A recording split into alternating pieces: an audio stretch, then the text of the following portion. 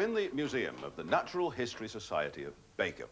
At the start of an outing I'm making with Ron Freethy in the countryside between Bacup and Burnley. Now, this loom is an important part of the Museum of the Natural History Society. Imagine, in the 19th century, your formal education finished at the age of about 12, and for the rest of your working life, you were trapped amid the clatter of these infernal machines in the mill. They could trap your body but not your mind. Hence, in the 19th century, there grew up a great need for improvement of education, self-improvement. And Bacup's Natural History Society was part of that movement. The president is Ben Ashworth. Ben, show me around this museum. Certainly, gladly. Come this way. Thank you. My goodness. Are these all the worthies who started the society? Not necessarily the worthies who started, but a number of them were a great assistant to us, particularly the man in the portrait there. Who's he? He was Dr. Worrell, a local medical man, who took a great interest in the society. And helped even helped them as far as finding them premises. I like this fella in the corner here. There's a fella knows his way around a bottle of scotch, he does, doesn't he? Well, I very much doubt it. Huh? But the plaque tells us he was a reverend. It's no disqualification, you know. No, quite. Not in my experience. That door is a splendid antiquity, and it looks... It is. I mean, where on earth did you get that? From the local police station. They had a refit some, 5 years ago. Yeah. And they offered us the cell door. Right. Oh, it's a cell door, is it? It is actually the cell door. And what lies beyond? Well, beyond there is Aladdin's cave. Aladdin's cave, eh? Aladdin's I'll tell you what. Our museum. I'll rub my lamp. You rub your lamp, but we'll have a search party before you leave. Thank you. There you are.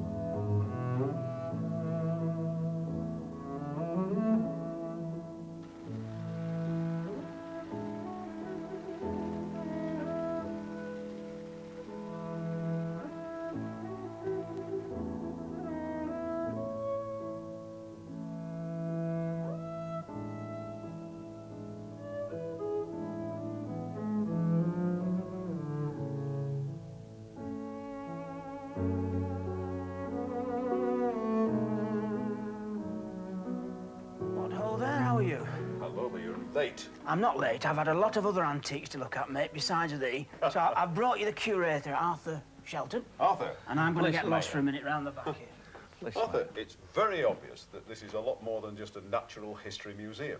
Now, why is that? When it started as a natural history museum, years and years ago, gradually we've gone from there to antiquity and other things, such as the dentistry here and the midwifery. My goodness, and, you could do a full delivery here, couldn't you? Definitely, yes. And then, of course, you get different kinds of scales, all scales, post office scales, and all the different kinds of pipes that we have collected over the years. But who collected them? All the past members, and people in the town have handed them in. We're getting a tremendous amount of things handed in over the year from our local residents. It's all a bit cramped, isn't it? Yeah, it makes it more fun when you start looking. It's wonderful. Yes. Where's Ronald?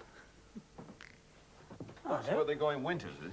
No, this is the Natural History Collection of Moths. It's one of the finest in the north of England, I reckon, and the Bacup Nat did this in the 1870s. The collection was made 1870 to 1900. It was my introduction to the society. I came here to classify the moths, you know, because they had them all by colour, that is. Did they? And we've now got them by family, so it's scientifically correct. Everything from the garden tiger to the poplar hawk. Oh, there's all sorts here. Beautiful. Fantastic collection, and of course it's here for free for people that want to come and have a look. But I've got one thing for you, mate. Go on. A medieval washing machine, at least an 80-year-old washing machine. Go on, now. Now, come on. Hey, that's Here a we bit go. better than the old copper, Now isn't watch it? it, we'll take the brake off, right? Put the washing in there and the water, and then you swing it. There's You just stand there rocking it? Just stand there rocking it. Go on, have a rock. Right, now are you going to stay here doing your smalls, or are we going on this outing? Well, I think the best thing to do is to follow the route of the old Bacup Nats and actually go on one of their rambles. And give them a good soak. It is that. We can wash our smalls when we come back. The walk takes us to Home Chapel, through Shedden Valley and on to Townley Hall. There we pick up the car and after a stop at a small private coal mine, we'll end the day back in Bacup. Well, the sun's come out, Ronald. Oh, don't rely on it, Robert. Right, where are we going? Along the Rosendale Way. Sounds I'll all follow right. thee in case there's any danger.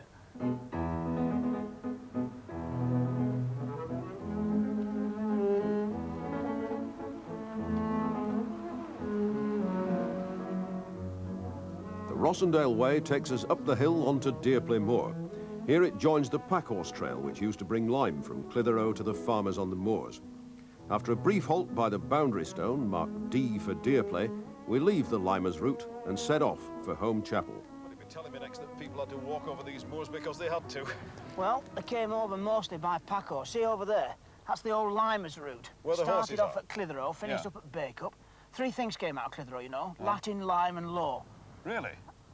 That's So- the three things. So what did these fellas bring? Well, they were bringing lime, because it's Yeah. heavier, all the way over into Bacup. They then exchanged once they got rid of the lime, they exchanged it and brought coal back. And another route was this one. See down there where the white building is? Yeah. That's the long causeway, and that's the old route out of old Lancashire into old Yorkshire. So where we're standing, you're more or less on a crossroads with the old ancient routes. Yeah. So how did they know where they were? Well, these things helped them, boundary stones. Yeah. You could pick out the boundary stone of one parish and walk into the other. Now, this one here tells us that we're in Bacup. Yeah. 2 steps later, we're out of Bacup Out of Bacup and and on our way. heading for a cup of coffee, I hope. Good. What's that yonder? That's Stoodley Pike. It was built 1814 to commemorate Napoleon deciding to pack it in. Then he had another do at Waterloo, but Oh, I that one see. was actually built to celebrate the Peace of Utrecht. Oh, I see. So this is when they sent him off to Elba. Yep. Aye. My grandfather's grandfather fought against him, you know.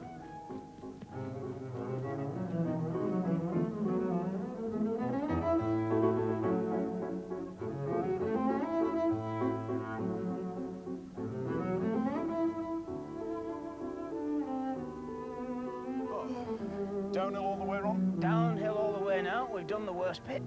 That's a superb gorge, isn't it? Where is it? Well, that's going down into Cliviger, and you can see they've used the geography to build the road and to build the railway. And of course, in times gone by, it would all be treed right up to the top. So, hang on a minute. That's a classic route through from where? From Burnley From to... Burnley to Todmorden and then into Yorkshire. Oh, I see. And as far as naturalists are concerned, I mean, when the Clitheroe Nats were doing their original walks, this would be certainly peregrine country and possibly even eagle country. So Really? it's real raptor country, this. Well, where are they now? Well, of course, the eagles have gone long since, and the peregrines went during the Industrial Revolution. And in the last few winters, they've begun to come back, and they're sort of pitching into the local starlings and the local pigeons. So just occasionally, we've got the peregrines Just back. The odd one. Just the odd one. Because it's wild country, this. Well, isn't it's it? tough, but I mean, you know, birds of prey and all the wildlife really is as tough as anything. It can handle anything that nature can throw at it.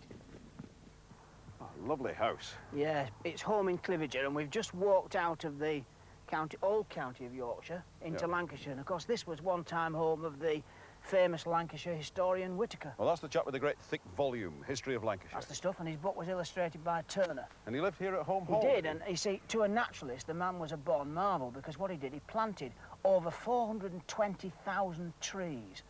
And these now, of course, are just going past maturity. But the reason you've got such a lovely woodland here is because of Whitaker. So, Because of him? yeah, he wasn't only a historian, he was a natural historian of some note as well. I mean, it really is wonderful when you think about what was going on at home in Cliviger sort of 200 years ago. Really marvellous.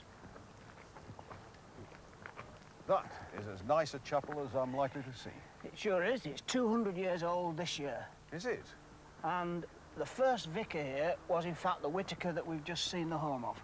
My So- God, that's a classic Oh, it's piece one of of- Georgiana, that. Absolutely. I hope it is, anyway. It's a true memorial to Whitaker, really. Lovely And chapel. here's another little piece of history Yeah? for you, look. Go on, what's this? Well, just read that.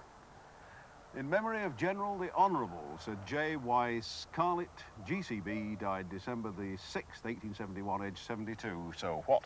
Well, now then, you heard of the charge of the Light Brigade, haven't I you? have. What about the charge of the Heavy Brigade? Ah, they were the chaps that were doing wonderful things while Tennyson was busy writing about the Light Brigade. Well, this fella, he led them. Didn't die with his boots on, though, Absolutely no. Age 72 in 71? 77. Can't Grand be bad. fella. Where are we going? This way or that This way? away, that boss. away. From Home Chapel, we climb out of Cliviger to meet a local historian who lives amid animals and car wrecks near Shelton Valley. Coming towards you, that's Titus Thornby, Bob. If you want to know anything about the industrial archaeology of this area, this is the fella to ask. Our local Hiya, historian. Titus. Hello, Ron. Nice to see you. Good to see you. Bob How do you do? Smithies. Bob. How do? Yeah. This your friend, is it? Yes, that's a pet lamb that I brought up from birth. What? And, Has he got a name? yes, I call him Thomas. I don't know why, that's just his name. So, you know all about the industrial archaeology, Titus, Ron tells me. What was the industry in the Shelton Valley here?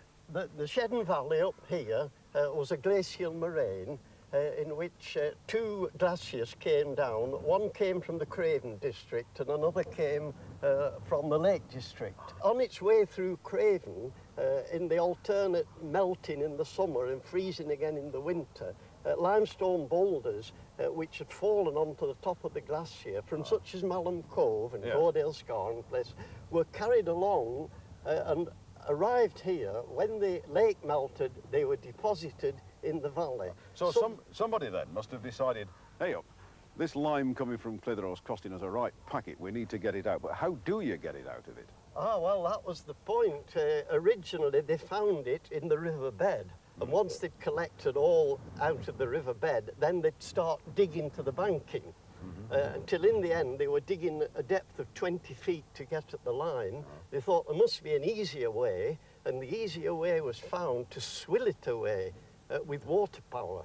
What, make yourself some dams and release water? Exactly. They collected all the water off the moors into goits, which ran into head ponds, and then the head ponds were breached, and the great hush of water, they'd have a row of men with bars and picks and everything along the hush of water, creating what we call hushing. Digging the stuff out and letting it all rush down and wash it down? Yes. Hence... The Ordnance Survey said it was quarries, but they weren't quarries. No. There was no face of rock or broken off fragments of rock. This was hushings. Yes, exactly. Oh, that's been an education, Titus. Granbitter Road building too, it's just like our street used to be when I was a lad. Oh, yes. Oh, well, we'll walk off down it. Right. Yeah. Nice to see Thanks, you. Titus. Yes, We'll- well, Thanks again. bye. Fine. It's been a See you great again. pleasure to See you see again. you. Yes, Fine. bye, Ron. Goodbye. Bye, Thomas. Yeah. So, Tom, Bye, Rex. This is grand. it's Granbitter Road. It is. He got these sets, apparently, from the old streets of Burnley when they were tarmacking. Yeah, the summer of '84 when it was red hot, apparently he spent all the summer. He's built this himself. Yeah, no, it's amazing. It's remarkable. But he's done a smashing job on it. Lonely life up here. Oh, yes.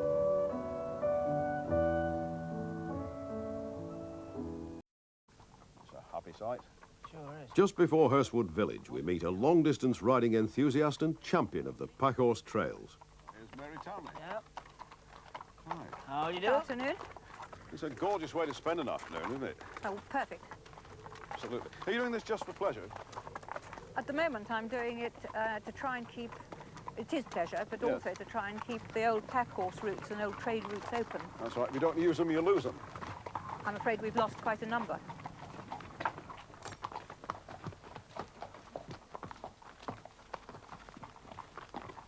That's a good lady.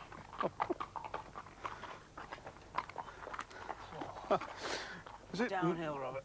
normal practice to ride through somebody's front garden, Mary? No, I'm afraid this is the sort of thing we meet with all the time now.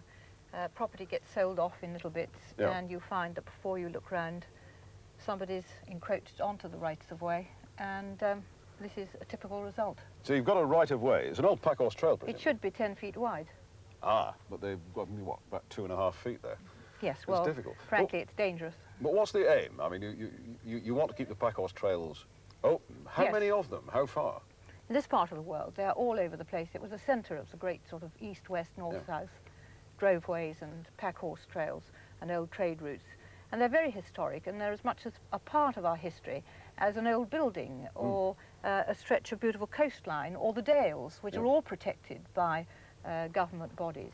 And the pack horse routes seem to have got neglected. At one time, there was a constant run